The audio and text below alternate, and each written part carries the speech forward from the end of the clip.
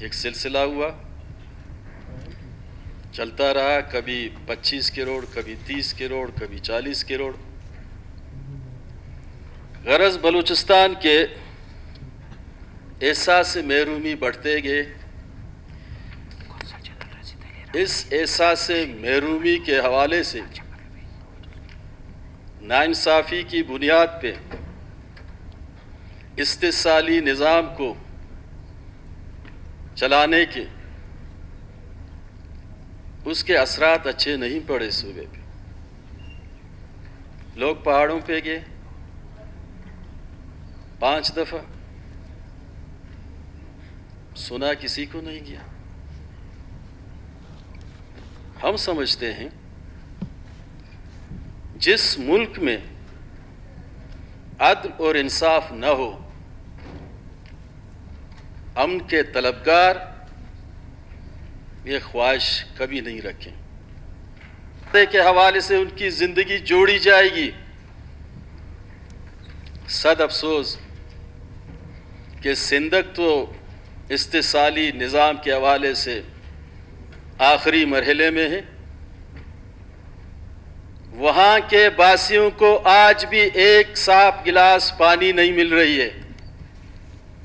ایک گلاس پانی کے لیے ترس رہے ہیں سندھ کے آس پاس کے لوگ۔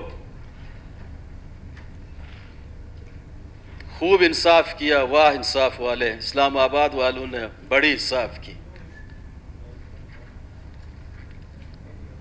جناب اسپیکر، یہی حال ریکارڈنگ کا۔ یہ ریکارڈنگ جنوبی ایشیا میں سب سے بڑا سونے چاندی کا ذخیرہ ہے، کافر کا۔ ریکارڈنگ اس جگہ کا نام ہے جہاں سے اللہ تعالیٰ نے بڑی دولت اس کے سینے میں دفنی ہوئی ہے۔ ایک رپورٹ کے مطابق ریکارڈنگ کو اگر صحیح طریقے سے کام میں اور اس کو استحصالی نظام سے پاک اگر اس سرزمین کے لیے استعمال کی جائے تو پورے جنوبی ایشیا کو 1 سنچری تک معاشی طور پہ چلانے کے لیے ایک ریکارڈنگ ہی کافی ہے۔ لیکن ریکارڈنگ آج جو بین الاقوامی ثالثی عدالت میں ریکارڈنگ کا کیس ہم لڑ رہے ہیں، ہمارے اوپر 10 ارب ڈالر پینلٹی لگی ہوئی ہے۔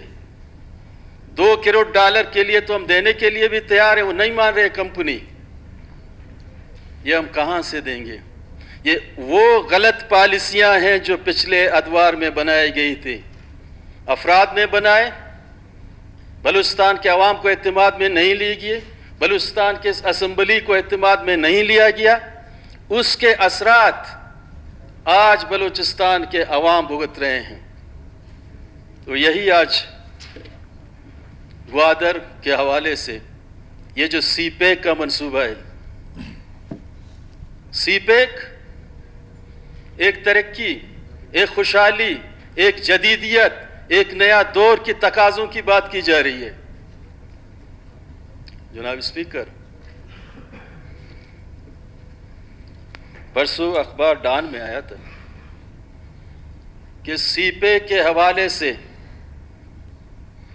پریس کانفرنس کر رہا چائنا کے سفیر ذمہ دار کہ سی پیک کے حوالے سے ان 22 منصوبوں میں 70,000 لوگ بھرتی کیے گئے ہیں۔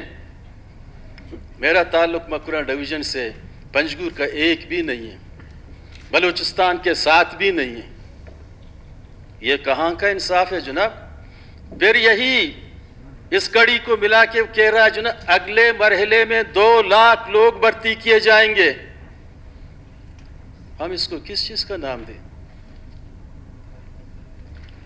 ہم سمجھتے ہیں جناب اسپیکر صاحب، اسمبلی ہال میں کھانے پینے کی اجازت نہیں ہے اسد بلوچ صاحب۔ بابا میرا گلا خراب ہے، میں پیتا ہوں، یہ کون سی ڈاکٹر کا میں دوں گا سرٹیفکیٹ؟ نہیں تو اس کے لیے پھر آپ کو بتانا پڑتا ہے نا، آپ تقریر کے دوران بار مجھے شوق بار۔ نہیں ہے اس پہ، کوئی شوق نہیں ہے، میرا گلا خراب ہے، میں جلسہ کرتا ہوں، جہاں کہیں کمپین بھی چلاتا ہوں میں پانی پیتا ہوں۔ مہربانی کر کے پھر تھوڑا اسمبلی کے ساتھیوں سے بات کریں اس سلسلے میں.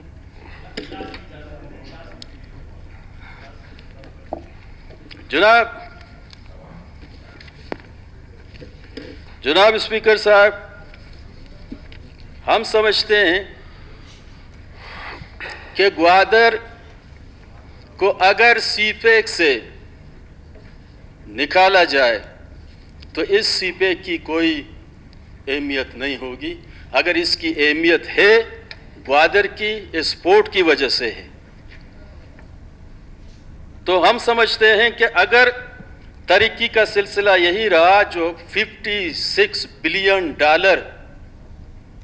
سی پیک کے حوالے سے آئے، پنجاب سے کام شروع ہوا، ادھر اسی صوبے میں ختم ہوئے. یہ اگر اس کو میں چائنا اور پنجاب کا معاہدہ کہوں، کہیں میں غلط تو نہیں ہوں، کیونکہ باقی ملک کے لیے تو کچھ ہی نہیں ہے.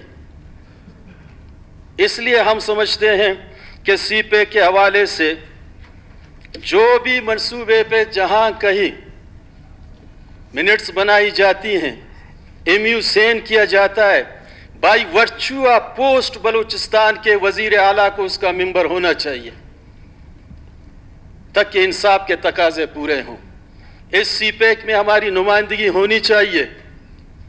حال ہی میں سعودی عرب کے ساتھ سی پیک کے حوالے سے ڈیل کی گئی ہے، بلوچستان کے عوام کو کوئی پتہ ہی نہیں ہے، ہمارے وزیر اعلیٰ صاحب کو کوئی پتہ نہیں ہے. ہم نہیں کہتے ہیں کہ بلوچستان کے 65 ممبروں کو اس میں شامل کیا جائے، لیکن ان لوگوں نے جس طریقے سے منتخب کیے جام صاحب کو، اس کو نمائندہ دی جائے. اس اسپورٹ کے جو آمدنی ہوگی بلوچستان کی 50% بلوچستان کو دی جائے، بلوچستان کی ترقی کے حوالے سے دی جائے. 18ویں ترمیم میں صوبوں کو جو خود مختاری دی گئی ہے اور جس طریقے سے 18ویں ترمیم کے خلاف سازش کی جا رہی ہے، آنے والے وقت بہت گمبھیر اور خطرناک ہوں گے. اس لیے آئین کے تقاضوں کو پامال نہیں کیا جائے. بلوچستان کو جس طریقے سے صوبائی خود مختاری دی گئی ہے اس پہ عمل درآمد کی جائے. اور اس ایوان میں سارے ہمارے فاضل دوست جو بیٹھے ہوئے ہیں، ہم ایک ہی صوبے کی ترقی چاہتے ہیں، ہم سب ایک ہیں. میری درخواست سے اس ایوان کے دوستوں سے کہ مل بیٹھ کے اپنا آئینی اور قانونی جنگ اسلام آباد کے ساتھ لڑیں. بلوچستان کو اپنا گھر تصور کریں، اس ایوان کو ایک فیملی کی طرح چلائیں. اور جام صاحب سے میری ریکویسٹ ہے، ہم سارے ایک ہیں، ہم سارے بلوچستان ہیں، ہم سارے بلوچستان کے فرزند ہیں. ہمیں ایک ہو کے بلوچستان کے استحصال کے خلاف آئینی اور قانونی جنگ ودن فریم ورک کا پاکستان ہم لڑیں. اگر ہمیں آئینی اور قانونی طور پہ دیوار پہ لگایا گیا تو ہم اپنا کیس دوسرے جگہ پہ لے سکتے ہیں. جناب اسپیکر،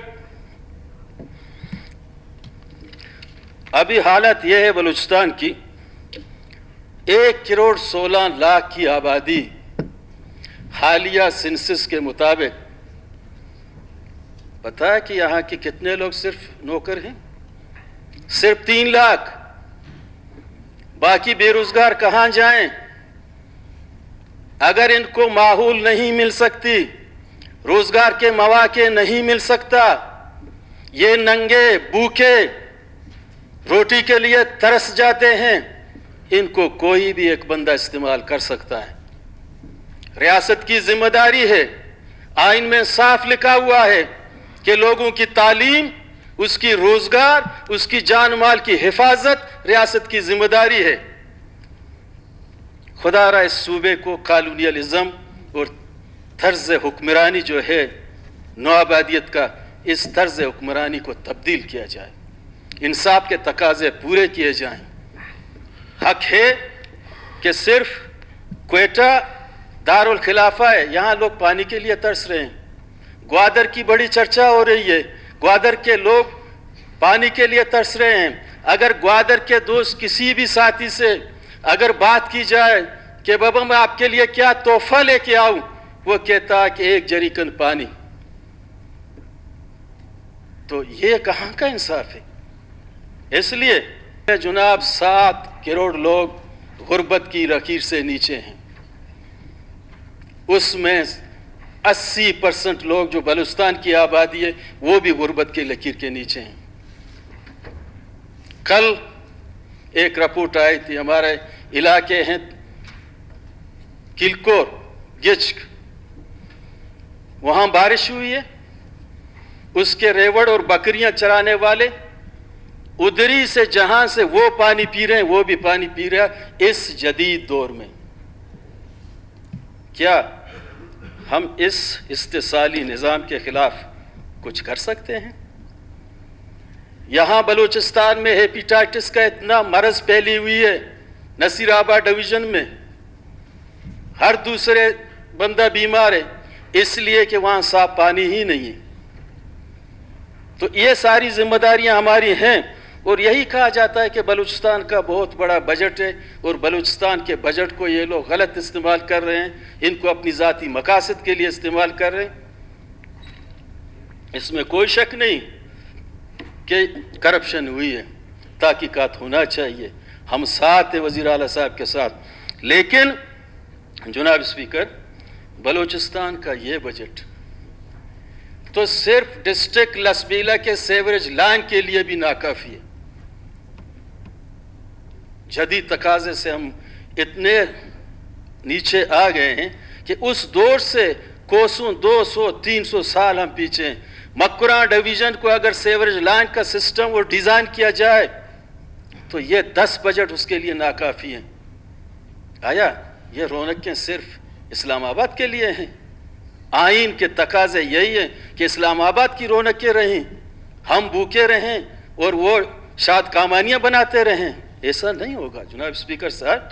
इसलिए IMF से $1 ट्रिलियन जो लोन लिए गए, खर्च कहाँ हुए? ये गलत मंसूबों पे खर्च हुए। आज मुल्क दिवालिया बन गया है। मुल्क का वजीर आज़म ये कह रहा है कि योमिया 6 अरब हम सूद दे रहे हैं, महीने में 1.5 करोड़ हम सूद दे रहे हैं। हम पूछते हैं उन लोगों को, उन हुक्मरानों को कि इन लोन जो आए बलूचिस्तान के लोगों ने कितना लिया इनमें से?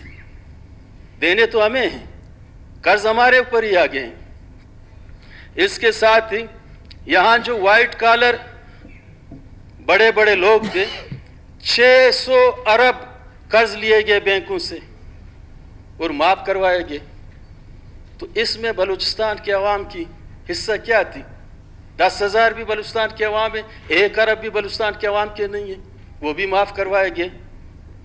हम समझते हैं जनाब स्पीकर साहब इसलिए कि ये बजट हम मिलके बनाएं।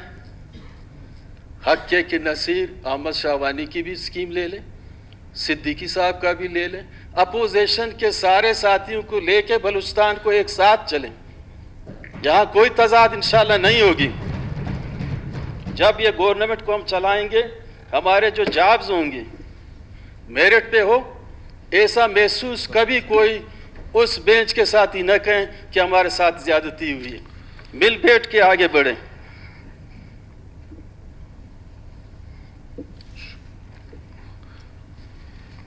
तो इन्हीं अल्फाज के साथ और इसी असम्बली में हम वक्तन प वक्तन बात करेंगे। जनाब स्पीकर साहब, जहाँ तक आपने कहा कि ये पानी नहीं पिएंगे, मैंने शायद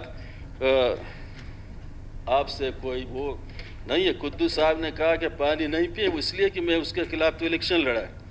शायद मैं तो आपके खिलाफ इलेक्शन तो नहीं लड़ा। पीने का थोड़ा तरीका आता है साहब, आप थोड़ा तो ये बोतल का जो एडवर्टाइज हो रहा है शायद ये गलत है। आधा पानी पे वो दूसरा गिलास रखेंगे। बलूचिस्तान के हक की जोत آئینی اور قانونی حقوق کی جوت زندگ باد. مرگ پر بلوچستان استثالی مخلوقہ. منتوار ہو جائیں. شکریہ اسد بلوچ صاحب، آپ نے اچھی